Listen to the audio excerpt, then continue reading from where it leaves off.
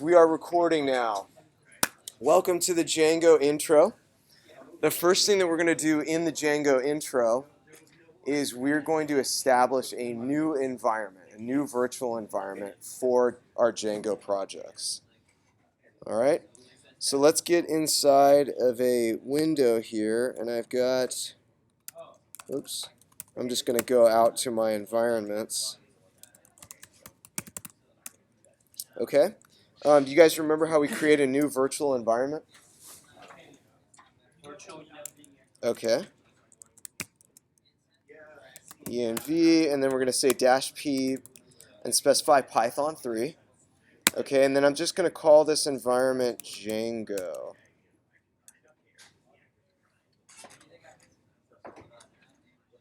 So morally, for this one, we should definitely create a separate virtual environment then, right? Just to make sure we're not stumbling into anything class. Is that the idea? Yeah, that's the idea. And in fact, I need to deactivate this environment. Hey, guys. Shh. Sorry. I need to deactivate this environment because actually I had my other Py3 env activated. So let's see what's going on here. So let's do source, and then we'll say Django bin activate, and then we'll run pip list. Okay, good. So I'm basically starting fresh. I don't have anything yet in this environment. So the thing that I want to install is going to be Django. Okay, and in the platform we're using a specific version of Django. As you can see, it's 1.10. Okay, so the way that we're going to do that is we're going to do our regular pip install, but this time we're going to specify the version using this double equals, which is kind of weird, because in other dependency managers you generally wouldn't see a double equals like that. So let's do pip install Django double equals 1.10.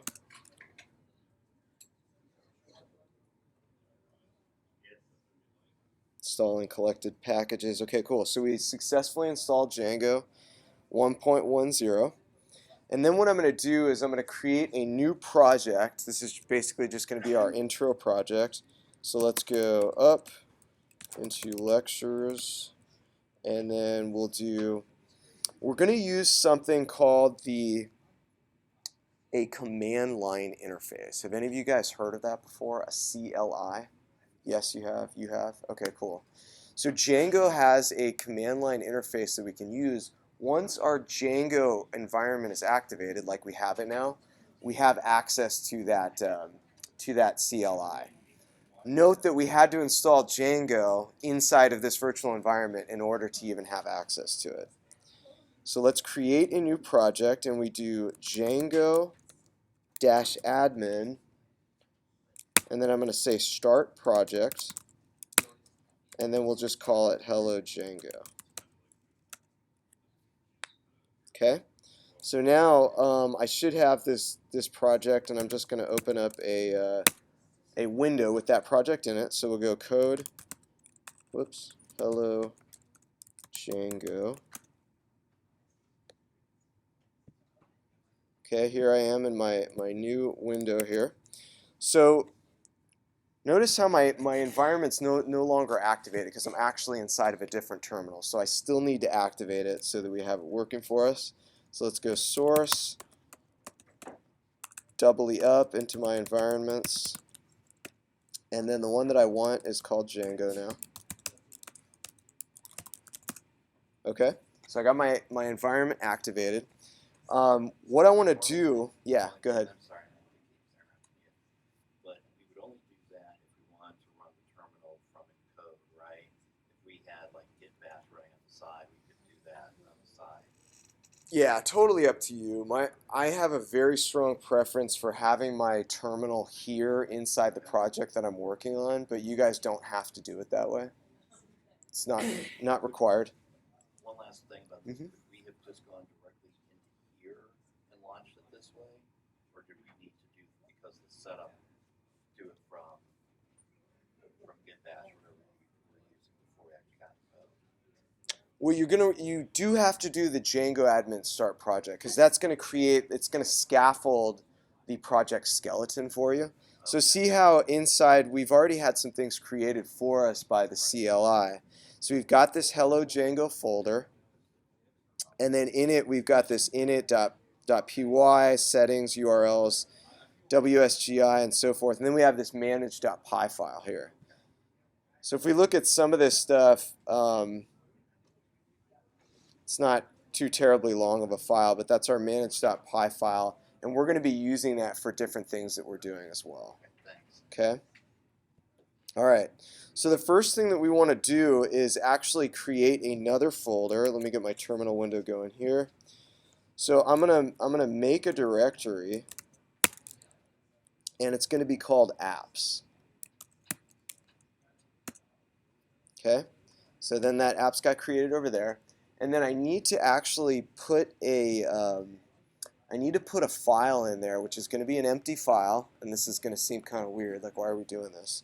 It's called we'll just say dunder-init.py. I need to put that inside my apps directory so that Django knows to look inside that directory for files. Okay, so we're going to say touch, and then we'll go apps $init::py. Okay, cool. Now I'm going to go, and by the way, there's a cheat sheet for this. I want to call this out because you guys are probably going to use this at least like the first however many times you guys create projects. And we should probably go through this cheat sheet too, just so like it sort of makes sense. So we already did a couple things. We installed Django. We activated our Django virtual environment. We went to our project folder, so we're there right now. And then we did start project to create the project name. Does this make sense to you guys, how we have that inside curly brackets? What does that mean?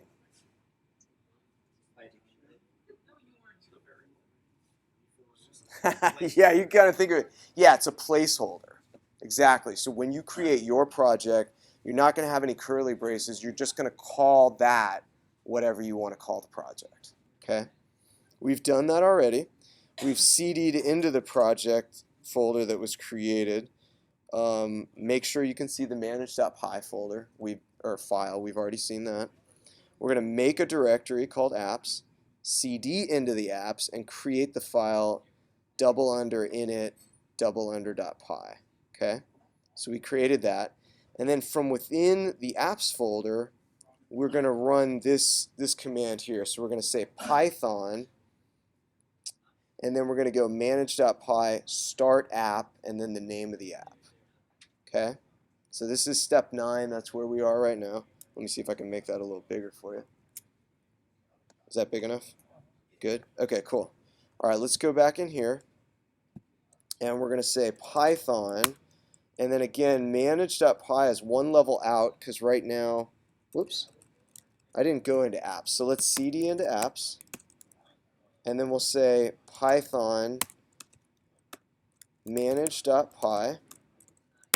And we're going to say start app. And then the name of the app that we want to create. Okay, so I'm just going to call this main. It'll just be our main app. Right? Okay, so that did something for us. If we were to click this apps here, we'll see that we now have a main app. And that created some different things. Created us a migrations folder.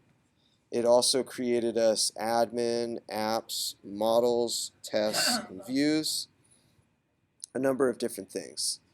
So let's keep going in our little cheat sheet here. So down here, we're going to open up the top level project folder in our text editor. So we've actually already done that. We have our folder open in our text editor. And we're going to add our app to the installed apps in the settings.py file. Okay? And note he said, don't forget a comma like me. Notice how in this little list here, we do not have a comma after the first item. So don't make that mistake, otherwise you would get an error. So let's come in here. The settings.py is going to be inside, and this is kind of tricky here. It's going to be inside the name of your app. So we have Hello Django nested within Hello Django. That's the way that Django creates it. It creates a nested folder with the exact same name of the project that you started. So, what's that? I said it sounds like Django, bro. So, yeah. What? Yeah, exactly. Like the first couple times you see this, you're going to be thinking to yourself, why did you nest it inside the exact same folder? But that's the way that it is. So inside of our settings, we have up towards the top here a list of installed apps. Okay, so we've got a bunch of different things: admin, auth, content type, sessions, messages, static files. So a lot of different apps that are already available by default. We're going to add ours to the top. And the way that we do that is we reference the apps folder, and then we use dot notation to actually get to the next level inside of that. So inside of my apps folder, I've got a main folder. So that's the app that I want to add. Okay? So we'll save that. All right, back to our cheat sheet here. And then the other thing that we're going to do is we're going to change something inside the urls.py, which is in the inner folder with the same name as the project name. So again, we're going to go inside the Hello Django folder to alter this this urls.py. All right. So let me close this file. And here we have this urls.py. Again, this is inside our nested Hello Django. So we'll go down here, and then we have these URL patterns.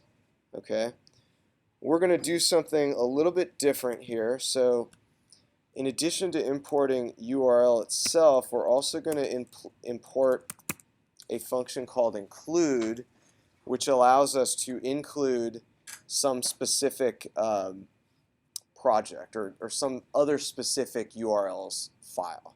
Okay, so the way that Django is designed, it's designed so that you can have multiple applications inside one project. Okay, so what we're going to do is we're basically going to route our root route to go straight to the main app that we created, because we're really only in the projects that you guys are making here, maybe aside from the one that you do during project week, you will generally only have one app that you're working on within a project. Okay, so here we're going to see a little bit of regex, so don't let that scare you too much. But basically, I'm going to change this so that if we go to the root route, we actually want to route that to the main app that we just created. So I'm going to use this little include function. And then in quotes, what I'm going to do is I'm going to add the URLs file for that specific app. Okay, so we'll go again using this dot notation. We'll say apps.main and then .urls, and that should be okay. Let me double check the checklist here. So it's exactly the same thing. So when we hit the root route, we want to direct that to apps, and then the name of that specific app that we're working on, and then the URLs file that's within that app. Okay, and let's just see that that's actually there. So inside my apps folder, inside main, I actually don't have a urls.py, so we're going to have to create that. Let's keep going in the checklist here. So the next step is to actually create the urls.py file, and we're doing this within the specific app that we're working on. So let's go in here. Inside my main, I'm just going to create a new file called urls.py. Cool. And then we're going to add the proper statements to this new urls.py file. So we need to do a couple things. We need to actually import. Wow, this doesn't seem to be copy pastable. Sorry about that, guys. I didn't make this cheat sheet, by the way, but one of our previous instructors did. He was nice enough to put this thing together so that, because the steps can be kind of overwhelming, especially the first few times you create the project. There's a tab on our learning platform it has all these information, and they're copy and pastable. Well, hey. Yeah. Okay. Is it in as nice of a format as this otherwise? Is it kind of as It has more information. More It information. tries to explain like each step. Oh, It- okay. It does have Okay. all the information. Okay, cool. So maybe use what's in the platform initially just to really expand your knowledge of the whole thing, but then when you get more comfortable with it, you can come back to the cheat sheet. So what we need to take away is we need to take the django.conf.urls. Let's import URL. And actually, we could probably grab this stuff from here anyway, right? Let's just grab this. So if I go up here, I can take this URL thing, and then the other thing that I want to import is going to be this views file. Any idea what we're gonna have in the views file? Nothing yet, right? So it's totally empty, and we're going to talk about what Django subscribes to as far as its philosophy. It's this thing called MTV, and what that stands for is models, templates, and views. Okay, so this is obviously the views component of that. But basically, what you're going to think of your views as is this is where we write the logic for our different routes, essentially. Okay, so we're going to have some different routes in here that are doing different things. So let's go back here into URLs. So we want to import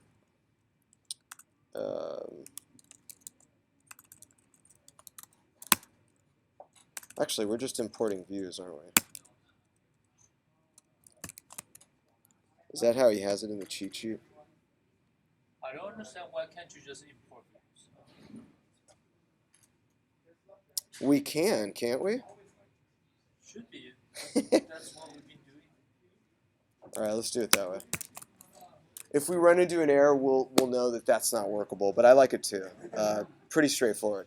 Okay, so we got to do the same thing. We have to set up some URL patterns for our different, these are going to be our actual routes in our app. Okay, so let's say URL patterns, oops,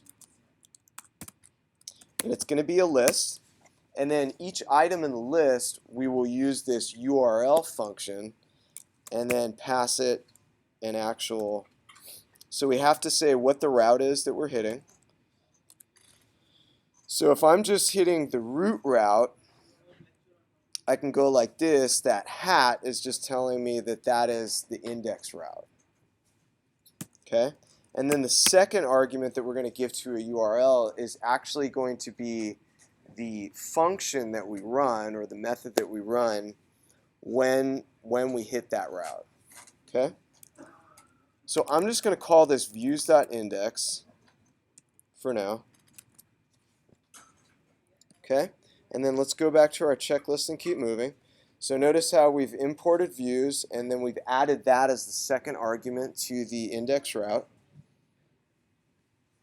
Now we actually have to create an index method inside the views file, which will correspond to views.index, which we just put in there. All right? So we need to bring in a couple things to our views file. Wow, does anybody smell oranges? That's really strong. Smells good though. All right. So actually, what we're importing here is just a render function, much like what we were seeing with our Flask apps. We have this function that we can use to actually render templates. Okay. So here he's saying import render and also HTTP response. Let's just do that so that we can demonstrate a little hello Django here. So let's do HTTP response. And then down here we're going to create our index method. Okay. And then I'm going to return an HTTP response. We'll just say hello from Django exclamation. All right, so that's all we're doing. And then down here, so basically we've got the whole thing built up, and all we need to do is run it, so we should be able to actually see some output on the screen.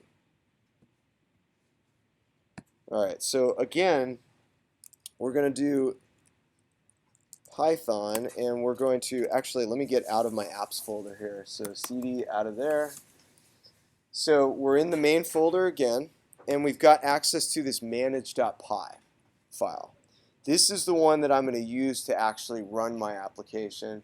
And this is essentially, before what we were doing is we were just saying Python server.py to get the app to run. In this case, what we're going to do is we're going to say Python, whoops, and then manage.py run server. No module named views. Oh, we did get an error from that. All right. Well, I guess that that answers that question.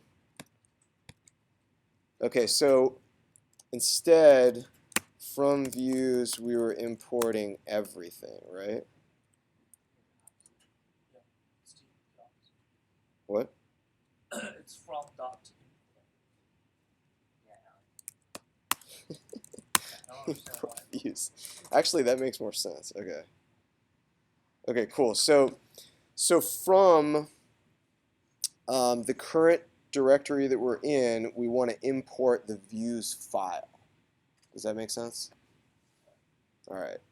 All right, so we're good to go. So we actually have a server running. Let's hit that root route and see what's happening. Whoops. Hang on a second. What port is that on? 5,000? Oh, it's on 8,000. Okay, cool. All right, so let's just create the guy here.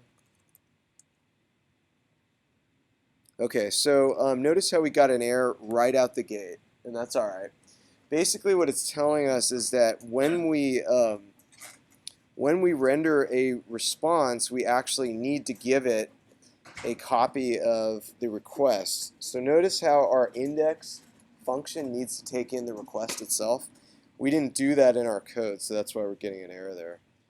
So let's go back to our views.py and then take in the actual request.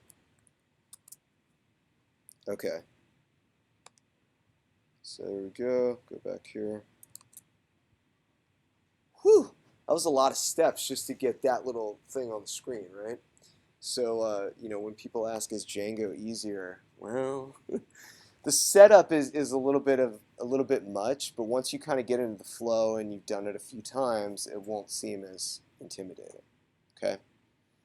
Now that's all great, but of course we don't really want to just keep rendering a bunch of text strings on our pages. We actually want to have templates that we can use, right? So let's create some templates. And here's where we're going to do it. So inside the application that we've created, which is called main, let's create another folder called templates. Okay. And then inside that templates folder, we also need to create this file. So remember we had the double under init.py. Yeah. I never did this init.py, but everything works. Oh, inside the templates? Yeah, you know what? We may not need it there. Sorry. Let's get rid of that. Even for the one that's outside of it, I never like done it. You never had to do it inside the apps folder? Yeah, I never even created init.py at all, and then everything works. Okay. I don't know why. So I think probably what's happening is the reason why it's working is because we put in the settings a direct reference to where that app was. So we're saying in our apps list, we're actually saying apps.main. So that's probably why. All right. That's actually good to know. So inside of our templates folder, we're going to do something else that's going to look a little bit weird for you guys. I'm going to establish another folder with the exact same name as the current app that we're in. And when I first saw this, it didn't really make sense to me. But the reason why is because when we're rendering templates later on, if we had a project that had multiple applications in it, all of those templates, Django is basically going to put all those templates together into one collapsed quote folder, which means that if I'm referencing an index.html template in one app and an index.html template in another app, what's going to happen?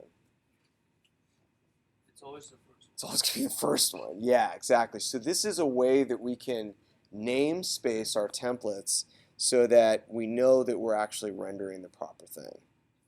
Okay? So inside templates main, I'm going to create an actual template here. We'll say index.html. Oops. Let's just put some stuff in there. And then we'll change this up so that we know we're actually getting this. Hello from Flask template.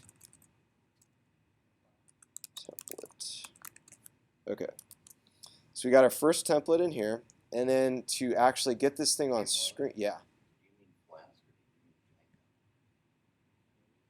Whoa, losing my mind. There you go. Thank you, Tom. All right, so instead of actually returning out an HTTP response, we're going to render a template. So let's go in here and we'll return render. And then we always need to pass the request into our render as well. If we don't, we'll get an error on that.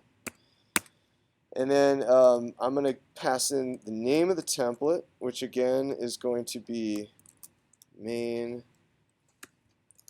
index.html. Okay, and you can see our server is restarting just like it was in Flask, so that's very nice, very helpful. Let's see if we're actually getting this on our page. Boom. Okay. So this is something that you guys are all really familiar with. This is just how we do templates in Django. I guess the one main difference is two main differences. Instead of render underscore template, we're now just saying render. The other thing is we always have to pass request as the very first argument of the render function. Okay, so that's very important. If we were to take that out, just demonstrate that we're going to get an error on that. So notice render is missing one required positional argument, template name. Okay, and I believe we could also do this. Oops. If we actually called this out by name, what would happen then? It would still bust because of request. Yeah, so now it wants request. Notice how we could put these out of order if you do them by name. So if I say request equals request, I'm just kind of experimenting here, so bear with me. So we can actually get it to work that way. If we use named arguments as opposed to positional arguments, we could do it that way too. But just for simplicity's sake, we'll pass the request as the first argument, and then the actual name of the template as the second argument. All right. So that's all fine and dandy. Let me just undo what we did there. Okay, cool. So what else might we want to do with our routes and our templates? Let's say we want to take in some information. Let's try to do that, right? We'll actually create some kind of a form on this page. All right. You guys know the drill on these forms. Oops. Let me close this out too. Let's just create a form. First name, last name, something like that. Div label input times 2 plus button. Excellent. So I got my submit button, and then up here my action, let's just pick a route that we want to use. So let's say our route is going to be users. Okay. Method would be what probably? Post. Good. Alright, and I'm not even going to bother formatting this here, but let's just say the first label is first name, and then the name on this guy is going to be first name, last name, oops, and then again, name, last name. Cool. Let's see if we're getting that rendered on the screen. Yes, we are. Perfect. Now let's try to submit this, okay? So what do we need to do if we're going to submit a form?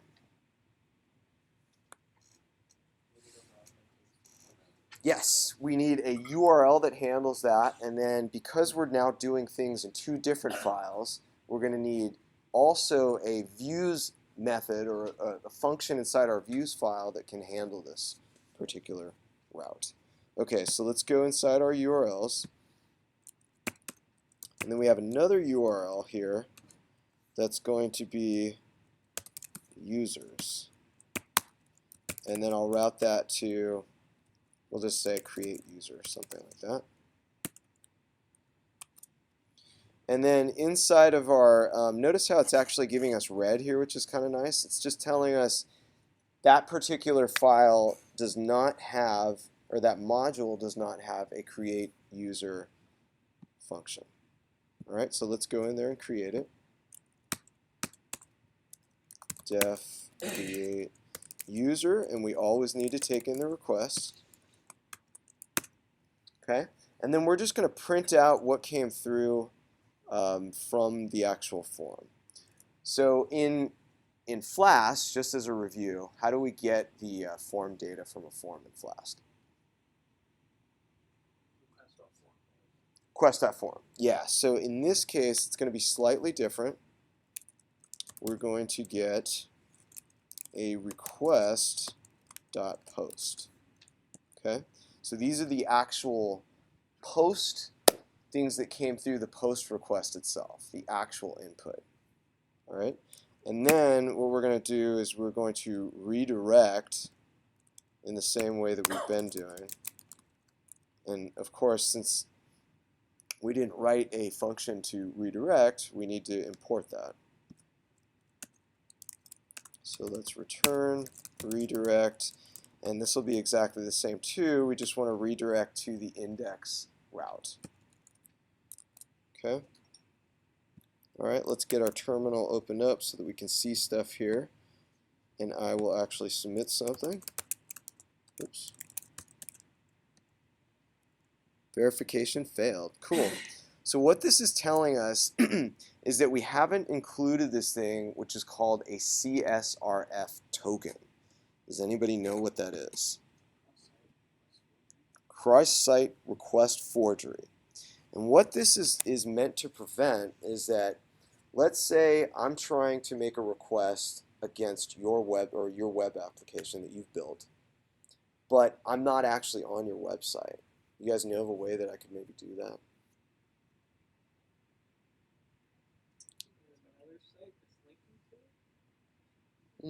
Yeah, maybe, but we're going to use a tool later on in the mean stack called Postman. And that's just one example of how we can use a tool that will actually make requests on our behalf without us physically being on that specific website. So I could use Postman to send a request to any website I want with whatever data I want. And if that website doesn't know whether I'm actually on the site, my request could potentially succeed, right? So what the CSRF token is it's meant to prevent these requests that are happening from either other sites or tools like Postman. All right. So let's just add it into our template. And here's how we'll do it. Inside, by the way, you're going to need to do this for every form that you have in Django. Okay. Unless you were doing that form through Ajax, which you probably won't be doing unless you kind of get far beyond what we're supposed to be doing. What if our method is get? Do we need that? I believe you still would, yeah. Let's try submitting a GET request. So if I take this out, let's see what happens. Back there, submit it again. Yeah, we still are going to need that CSRF token. Yep. Alright, so let me put that back, and then we'll actually add the token. So the way we do it is just like this, CSRF underscore token. There. Okay.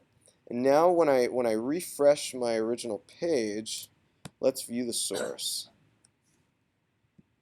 Let's see what was actually added to the code. So you guys can see that we have this, I'll blow it up a little bit. You can see that we have this hidden input that was added for us by Django, and it's got this, so it's called CSRF middleware token. It's got this really long hash in it. And again, what this is meant to do is to make sure that you're actually submitting this request through our web application, not some other place. Okay? So let's close that out, submit it again, and let's see what happened inside of our terminal. Okay, so did we get any actual printout here?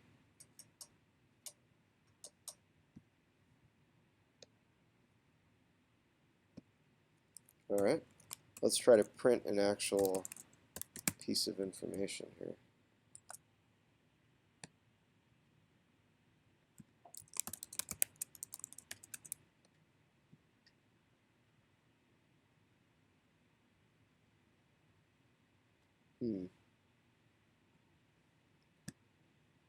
Any reason why this would not be printing that you guys can tell?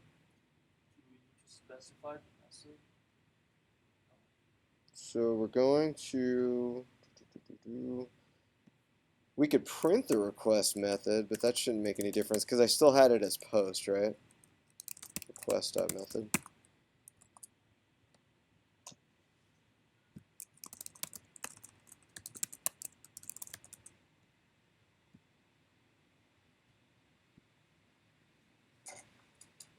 Are we printing anything here? Can we do a test print? Just print test. Yeah, what is going on here? Are we even getting inside this method? Yeah. We are, right? Alright. So if I go print, we are inside the create user function. Okay.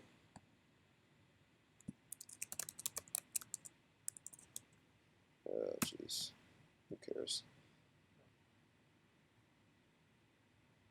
Are we even hitting this route? What's happening here, guys? What's that?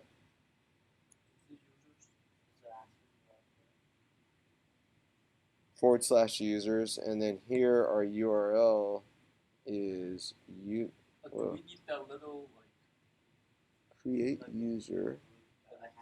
Yeah, the little hat. Does that really matter? Maybe.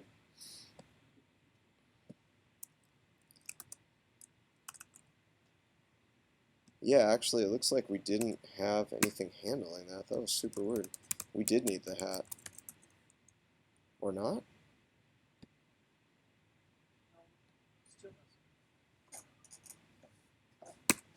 Am I missing something here? Oh, you know what? Here's what's happening. Jeez. Sanity restored temporarily. So the order of our URL patterns actually matters. So here, it looks like we're matching our index. Yeah, so we actually need to move this up. Sorry about that. All right, let's try this again. Oops.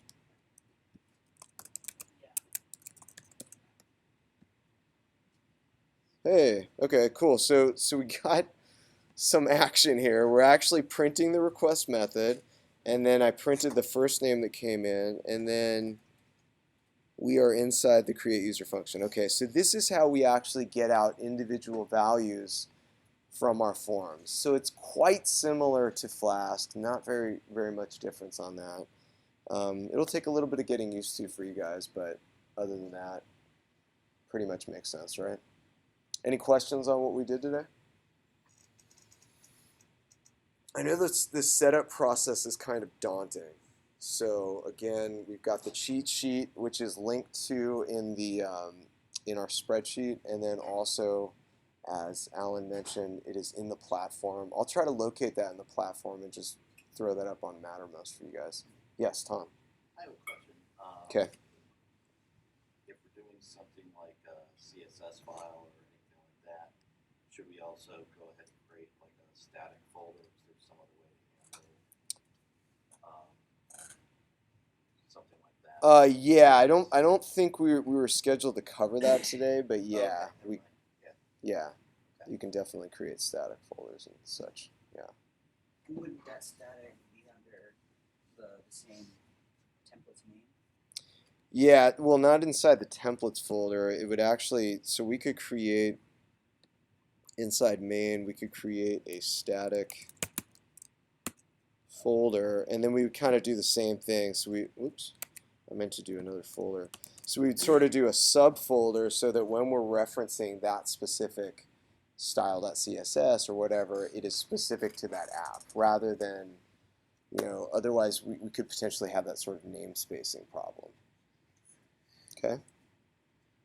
Could you go over why on the views page that the order of your URLs matter? Sure. Because it's essentially finding the first route or the first URL that matches the pattern. So if I have a pattern here that starts with nothing, that could match anything, correct? Well, yeah, I mean, if it starts with nothing, the hat just means this is the start of our pattern in regex. But if I don't put anything after that, that means it should essentially match any route. Which do a dollar sign to chop it off? Yeah, you can chop it off. So if we put $, what that means is that the our route ends immediately. So let's try to do that. Let's just put that up there and see if we still get our routing working the way that we want it to. So if I go again, whoops, I think I submitted it. Still worked, right? Yeah. So that's one way that we can do it is if you say that your pattern ends right away, that means that that's actually the index route. So it's just saying like one anything character? No, there's no character in between. So the hat means this is the start of our pattern. The $sign means this is the end of it. Yeah, so right. So again, you guys won't have to get like heavy into the regex, but there will be like a little bit of regex with the routing. My understanding is that the newer version of Django 2.x or 2. Whatever it is has much better routing than this, or much easier routing to work with. So probably you don't have to mess with the regexes at all. I'll have to look into that though. Any other questions? Yes. Just going forward, how much of a focus is there going to be on like Django versus Flask? Like, are they interchangeable throughout the program? That's a great question. We're essentially gonna shift entirely to Django. Okay. So, does anybody wonder why we did Flask in the first place? I'm sure that a lot of you are kind of. Yeah, and you guys already kind of have a sense for this. Is that it was able to teach us the fundamentals and the basics of the HTTP request response cycle. Now we're going to take what we learned there, what we know from Flask, and we're going to move it to a more inclusive framework, something that's more batteries included and has a lot of features in it. Later on, we'll see some features that are actually pretty cool that maybe you weren't expecting, something called an ORM. That's Object Relational Mapper. And we're gonna do that tomorrow. Yeah. Okay? All good? You guys ready to get to work? Yeah? So if Thumbs? If we're behind in Flask, Mhm. should we focus on finishing up those assignments in Flask before moving? How far behind? Like a lot or just a little bit? I mean, like the wall. Okay. Yeah, if you can finish up that wall and jump into Django, I think you'll be all right. We can take the exam with Flask, right? Yeah. I choice. I don't really encourage that, but it is there.